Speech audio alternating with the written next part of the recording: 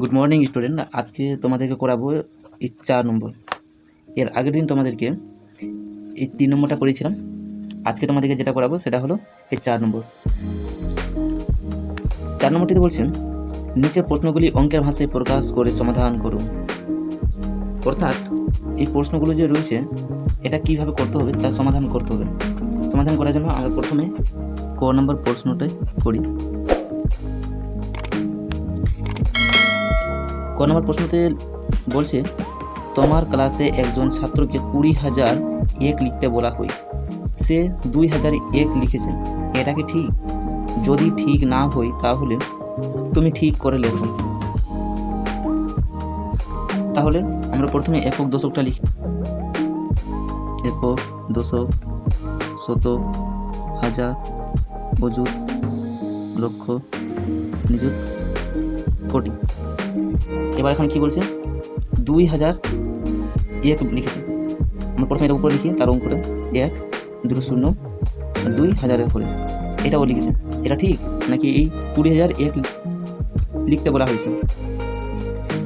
20,000 কীভাবে করবো আমরা? একক, দশক, শতক, হাজার, অযুত।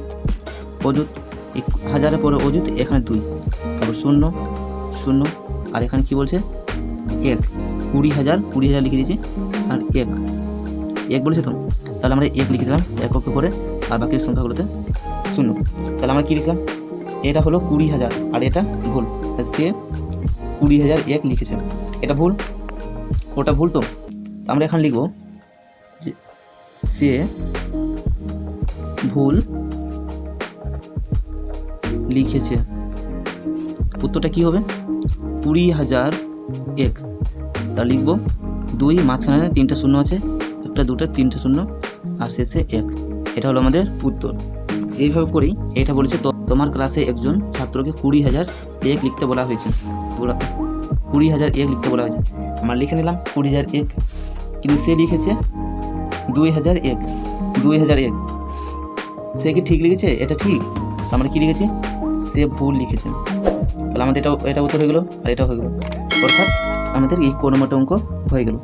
এরপরে আমরা এই একইভাবে করতে হবে। এখানে সুমনকে 80,202 লিখতে বলা হয়, সে 80,220 লিখেছে।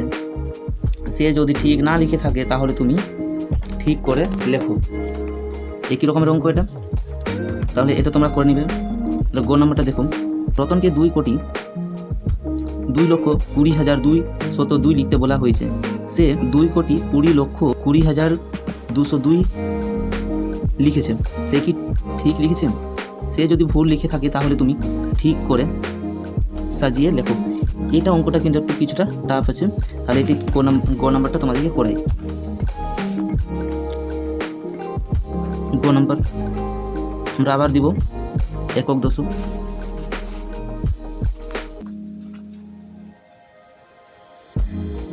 একক, দশক, শতক, হাজার, অযুত, লক্ষ, নিযুত, কোটি।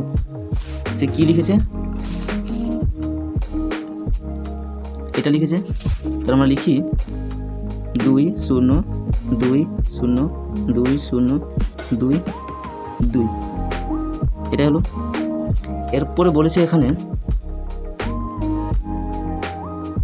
অঙ্কটিতে বলছে 2 কোটি। ও তো বলেছে 2 কোটি। তাহলে আমরা কোটির ঘরটা কোনটা আছে? একক, দশক, শতক, হাজার, অযুত, লক্ষ, নিযুত, কোটি। কোটির ঘরে 2, আমাদের কোটির কাজ হয়ে গেল। এরপর 2 লক্ষ। একক, দশক, শতক, হাজার, অযুত, লক্ষ। লক্ষর ঘরে 2, আমরা লক্ষ লিখলাম। 20,000 একক, দশক, শতক, হাজার, অযুত, তাহলে আমাদের হয়ে গেল 20,000। এরপরে বলছে 200, একক, দশক, শতক, 200 লিখলাম। তা বলছে 2, শুধু 2, তো 2 এককের ঘরে, আর এই ফাঁকাগুলোতে 0। তাহলে দেখো সে লিখেছে এটা উপরেটা, আর আমরা লিখলাম এই নিচেরটা, তাহলে তারটাও ভুল আছে, তো ভুল। আমরা অর্থাৎ আমরা লিখব সে ভুল লিখেছে। ঠিকটা কি? 2,20,20,202 এটা হলো আমাদের উত্তর। এই একইভাবে তোমাদের ফর্মুলাটিতে বলেছেন সুনিতাকে 10,01,001 লিখতে বলা হয়, সে 10,10,001 লিখেছেন। ঠিক না হলে তুমি ঠিক করে লেখো। এটা কিন্তু একই রকম উত্তর আছে।